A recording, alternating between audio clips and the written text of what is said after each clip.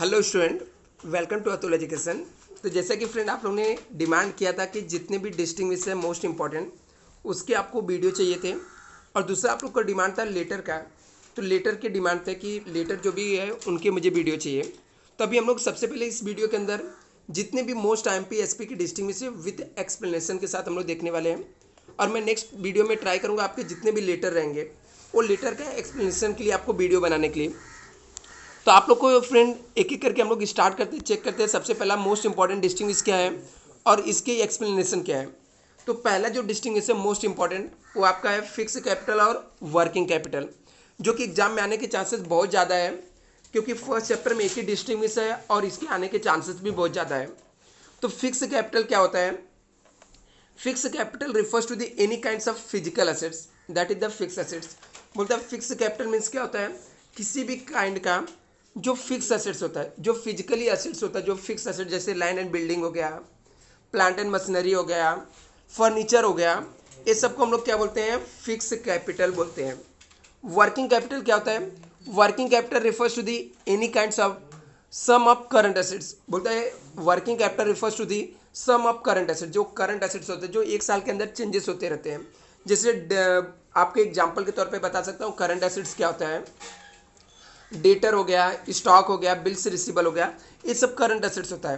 तो बोलता है जो सम ऑफ करंट एसेट्स होते हैं ना उसको हम लोग क्या बोलते हैं? वर्किंग कैपिटल, जो चेंजेस होते रहते हैं। तो इसके बेस पे दूसरा पॉइंट है नेचर। नेचर में क्या है? It is the business almost permanent. बोलता है stay in the business almost permanent. तो नेचर में क्या बोला था यहाँ पर? फिक्स कैपिटल क्या रहता है? Stay in the business almost permanently रहता है। But working capital is the circulating capital, it keep the changing. ये क्या होते रहता है? हमेशा चेंजेस होते रहता है। पर्पज क्या है यहाँ पर? It is the invested in the fix assets such as the land and building, plant and machinery, equipment. हम लोग इसको कहाँ पे इन्वेस्टमेंट करने के लिए फिक्स कैपिटल लाते हैं? क्योंकि हम लोग को फिक्स असेट्स में इन्वेस्टमेंट करना रहता है, जैसे लैंड हो गया, बिल्डिंग हो गया, इक्विपमेंट हो गया। और working capital, working capital invested in the short term assets में, सच एज द कैश में, अकाउंट रिसीवेबल में, इन्वेंट्री में, एक्सेट्रा। आगे नेक्स्ट पॉइंट देखते हैं सोर्सेज। तो फ्रेंड यदि अभी तक आप लोगों ने इस चैनल को सब्सक्राइब नहीं किया तो आई होप आप लोग सब्सक्राइब कर लो जल्दी से। और मैं चाहता हूँ इस वीडियो में कम से कम 500 लाइक आने चाहिए। तो आप लोग इस वीडियो को लाइक कर दो, जिससे मैं आपको जब लेटर्स के वीडियो बना के अपलोड करूँ तो आपको तुरंत ही इसका नोटिफिकेशन मिल जाए। अभी सोर्सेस देखते हैं। सोर्सेस में क्या है? Fix capital the funding can be come from the selling of shares, debenture, bonds, long term loans. बोलता है सोर्सेस क्या है? फिक्स कैपिटल कहाँ से आते हैं? हम लोग को क्या क्या बेच के पैसा आता है फिक्स कैपिटल के लिए? फिक्स कैपिटल के लिए हम लोग को लॉन्ग टर्म के लिए पैसा चाहिए, इसलिए हम लोग क्या बेचते हैं इसमें? शेयर, डिबेंचर, बॉन्ड्स और लॉन्ग टर्म लोन लेते हैं। वर्किंग कैपिटल के लिए फंड कहाँ से आता है? Working capital can be funded with the short term loan, deposit, trade creditor etcetera.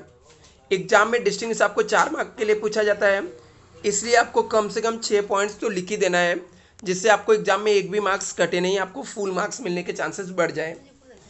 अभी ऑब्जेक्टिव क्या होता है? ऑब्जेक्टिव ऑफ इन्वेस्टर क्या है? Invested in the investor invest money in the fix capital hoping to the make future profit. बोलता है investor fix capital में क्यों इन्वेस्टमेंट करते हैं? क्योंकि उनको लगता है फ्यूचर में प्रॉफिट होने वाला है। Investor invest money in working capital for getting immediate return. Immediate मतलब होता है तुरंत उनको रिटर्न चाहिए, इसलिए वो लोग वर्किंग कैपिटल में इन्वेस्टमेंट करते हैं। Risk, invest in the fix capital imply more risk. बोलता है यहाँ पर फिक्स कैपिटल में इन्वेस्टमेंट करते हैं, जैसे हम लोग यहाँ पर बिल्डिंग खरीद ले रहे हैं, प्लांट एंड मशीनरी खरीद रहे हैं, तभी ये क्या होता है? More risky. यदि बिजनेस नहीं चला तो पूरा लॉस हो जाएगा। Investment in the working capital is the less risky, क्योंकि यहाँ पर हम लोग को छोटा अमाउंट इन्वेस्टमेंट रहता है, 1 साल के कम के लिए रहता है, तो यहाँ पर रिस्क क्या रहता है? कम रहता है। नेक्स्ट भी हम लोग का जो वीडियो मोस्ट इंपॉर्टेंट है, नेक्स्ट डिस्टिंग्विश जो है वो शेयर्स और डिबेंचर का है। शेयर्स एंड डिबेंचर में क्या दिया है यहाँ पर कि ये भी मोस्ट इंपॉर्टेंट डिस्टिंग्विश है, सेकंड चैप्टर से है, तो इसको भी आपको पढ़ के जाना है। आपको सिर्फ 6 पॉइंट एग्जाम में लिखने होते हैं। सबसे पहले हम लोग मीनिंग लिखते हैं। बोलता है share is a part of share capital of the company. जो कंपनी का शेयर कैपिटल रहता है उसका जो एक पार्ट्स होता है, क्या लिखा है यहाँ पर? A share is a part of share capital of the company. जो शेयर कैपिटल का पार्ट्स होता है उसे हम लोग क्या बोलते हैं, share. It is the known as the ownership securities, इसे हम लोग क्या बोलते हैं, ओनरशिप सिक्योरिटीज भी बोलते हैं और ओन फंड भी बोलते हैं। एग्जाम में ओन फंड और डेप्ट फंड पूछा गया तो भी यही सेम डिस्टिंग्विश लिख देना चलेगा, राइट रहेगा। डिबेंचर क्या है, a debenture is a certificate of loan, ठीक है। डिबेंचर किसका है, certificate of loan taken by the company, company जो लोन लेती है ना वो है। They are also known as the creditorship security, इसे हम लोग क्या बोलते हैं, क्रेडिटर सिक्योरिटी भी बोलते हैं। डिबेंचर क्या है, debenture is the certificate of loan है टेकन बाय द कंपनी, जो कौन लेता है, कंपनी लेती। They are also known as the creditorship securities भी बोलते हैं यहाँ पर। स्टेटस, स्टेटस में दिया है a holder of the share is a owner of the company, जो होल्डर रहते हैं, ठीक है, शेयर्स के, वो कंपनी के क्या होते हैं, ओनर होते हैं। Therefore share capital is the owned capital, इसलिए शेयर कैपिटल को हम लोग क्या बोलते हैं, ओन कैपिटल बोलते हैं। तो स्टेटस की बात करते हैं, ओनर रहते हैं, शेयर होल्डर क्या रहते हैं, ओनर रहते हैं। A holder of the share is the owner of the company, therefore share capital is the owned capital होता है। A holder of debenture is a creditor of the company, जो holder रहते हैं creditor company के debenture के, वो company के क्या होते हैं, क्रेडिटर होते हैं। Debenture capital is the loan capital, और इसलिए इसे हम लोग बोरोड कैपिटल और लोन कैपिटल भी बोलते हैं। नेचर देखते हैं, तो बिजनेस में कौन ज़्यादा टाइम तक रहेगा, शेयर्स रहता है, सिंपल सा। तो बोला यहाँ पर it is the permanent capital, जो शेयर कैपिटल रहता है कैसा रहता है, परमानेंट कैपिटल रहता है। It is not repaid during the life time of the company, company के पूरे लाइफ टाइम में हम लोग रीपेमेंट नहीं करते हैं। और ये क्या रहता है, it is the temporary capital generally repaid after a specific period. ये जो हम लोग का बोलते हैं ना डिबेंचर रहता है, ये क्या रहता है, टेम्पोररी कैपिटल रहता है, जिसको जनरली हम लोग क्या कर देते हैं, रीपेमेंट कर देते हैं थोड़े टाइम बाद। Voting right, share holder being the owner, बोलता है शेयर होल्डर क्या होता है, ओनर होता है। इंजॉय करता है नॉर्मल वोटिंग राइट, इसको क्या मिलता है, normal voting right in general meeting. They participate in the management of the company, company के मैनेजमेंट में पार्टिसिपेट भी करता है, क्योंकि मेन ओनर रहता है share holder. Debenture holder being the creditor, इनसे तो हम लोग उधारी में पैसा लिए थे, लोग क्या होते हैं, क्रेडिटर होते हैं। तो क्रेडिटर को कोई भी राइट्स हम लोग नहीं देते हैं। Do not have any voting right, they can not participate in the management of company, company के मैनेजमेंट में पार्टिसिपेट नहीं कर सकते हैं लोग। रिटर्न ऑन इन्वेस्टमेंट क्या मिलता है यहाँ पर, तो यहाँ पर रिटर्न ऑन इन्वेस्टमेंट जो शेयर होल्डर रहते हैं उनको डिविडेंड मिलता है। Return on share is called dividend, जो ओनर रहते हैं उनको क्या मिलता है, डिविडेंड मिलता है। Return on debenture is called interest, जो डिबेंचर होल्डर को इंटरेस्ट में मिलता है रिटर्न में, उसे हम लोग क्या बोलते हैं, इंटरेस्ट बोलते हैं। इतना ही लिखने का यहाँ पर। सिक्योरिटीज, कुछ सिक्योरिटीज रखवाएंगे क्या, ओनर है तो कुछ भी सिक्योरिटीज नहीं रखवाते हैं। तो शेयर कैपिटल अनसिक्योर्ड कैपिटल रहता है। No security is offer to the shareholder, shareholder को कोई भी सिक्योरिटी ऑफर नहीं किया जाता है। यहाँ पे क्या लिखा है, debenture capital being the loan capital is the secured by creating the charges of the company property, एक कंपनी की प्रॉपर्टी को चार्जेस कराता है, मतलब गिरवी रख के हम लोग क्या करते हैं, लोन लेते हैं। टाइम ऑफ इशू कब इशू करते हैं, share is A issue initial stage पे, शेयर्स को हम लोग कब इशू करते हैं, इनिशियल स्टेज, मतलब जब कंपनी शुरुआत में इस्टेब्लिश होती है। और debenture are issued at the later stage, debenture को हम लोग लेटर स्टेज में इशू करते हैं। When the company proper to the offer the security, security देने के लिए दी उसके पास पैसा होता है। तो सूटेबल क्या है, तो यहाँ पर shares are suitable for long term finance के लिए है, debenture are suitable for medium term finance के लिए। तो इसमें से आपको एग्जाम में 6 पॉइंट लिखना है। नेक्स्ट जो डिस्टिंग्विश हम लोग देखेंगे अभी इक्विटी शेयर और प्रेफरेंस शेयर्स के। इक्विटी शेयर प्रेफरेंस शेयर में सबसे फर्स्ट मीनिंग है, मीनिंग में क्या है, equity share, shares are not a preference shares. Equity share का मीनिंग क्या है, share that are not a preference shares are called equity share, उसे हम लोग क्या बोलते हैं, इक्विटी शेयर।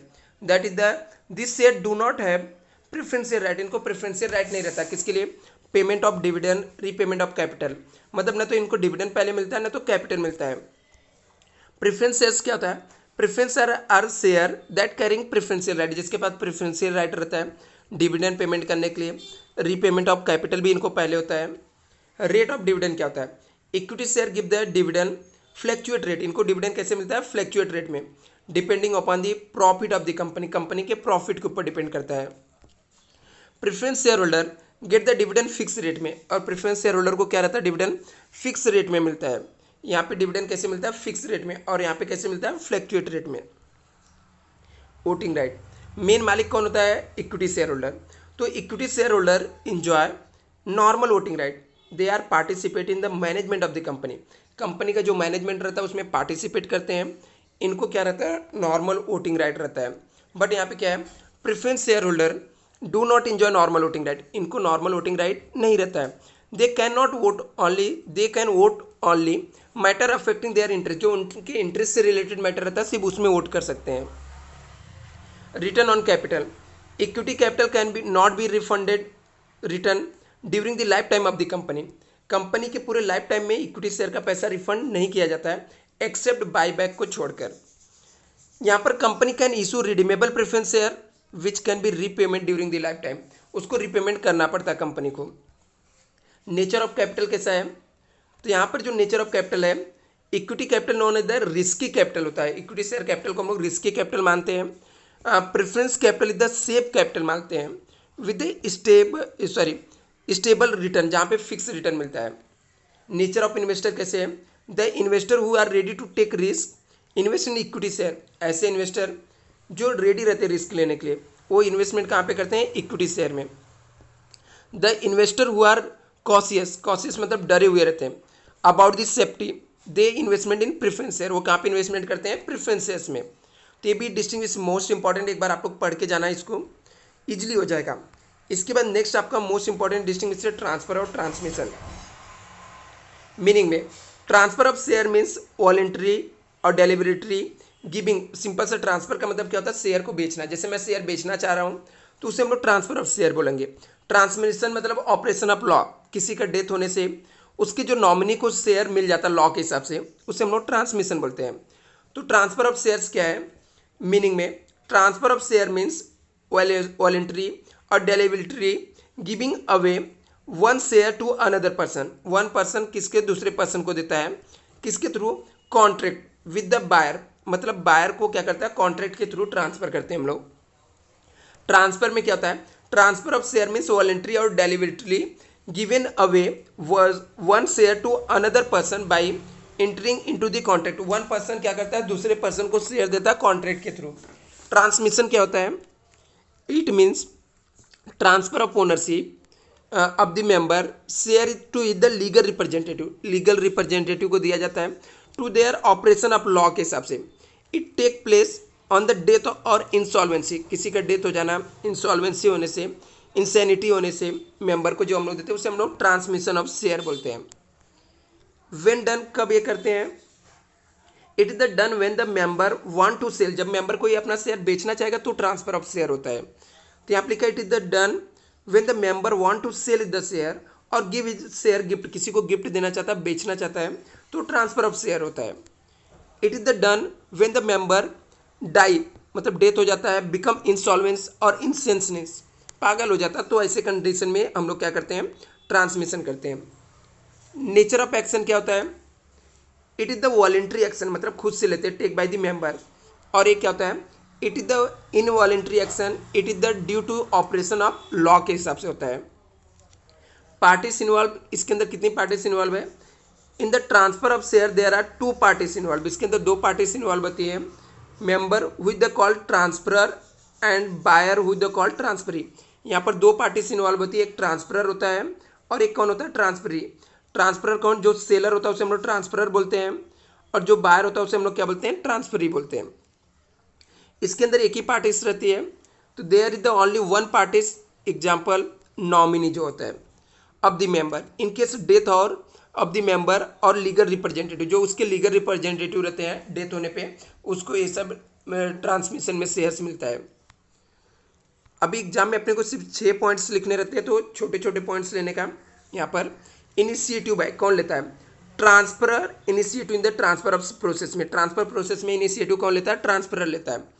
और यहाँ पर legal representative or official receiver जो रहता है वो initiated the process of transmission का लेता है। Liabilities, the liabilities of the transferor and after the shares are transfer, share transfer होने के बाद उसकी लाइबिलिटीज खत्म हो जाती है, किसका, ट्रांसफरर का। बट ट्रांसमिशन में क्या होता है, original liabilities of the member continue in case of transmission में कंटिन्यू चलते रहता है। Stamp duty as per the market value of the share has to be paid, market के हिसाब से स्टैम्प ड्यूटी यहाँ पे पेमेंट किया जाता है। No stamp duty to be paid, और यहाँ पे कोई भी स्टैम्प ड्यूटी पेमेंट नहीं किया जाता है। अभी जो मोस्ट इंपॉर्टेंट है डीमेटलाइजेशन रीमेटलाइजेशन, एक बार आप लोग पढ़ लेना। इन केस नहीं समझेगा तो आप लोग कमेंट करके बताना, मैं आपको एक्सप्लेन कर दूंगा। दूसरा जो इंपॉर्टेंट डिस्टिंग्विश है इंटेरियम डिविडेंड और फाइनल डिविडेंड, ये भी कर लेना है। इसके अंदर भी कुछ डाउट रहेगा तो आप लोग कमेंट करना, मैं आपको बता दूंगा। इसके अलावा आपका है primary market secondary market, most important distinguish है, तो ये सब आप कर लेना। इनकेस कोई डाउट रहेगा तो आप लोग मुझे कमेंट करना, मैं ट्राई करूंगा ये सब भी एक्सप्लेन करने के लिए। Thank you so much.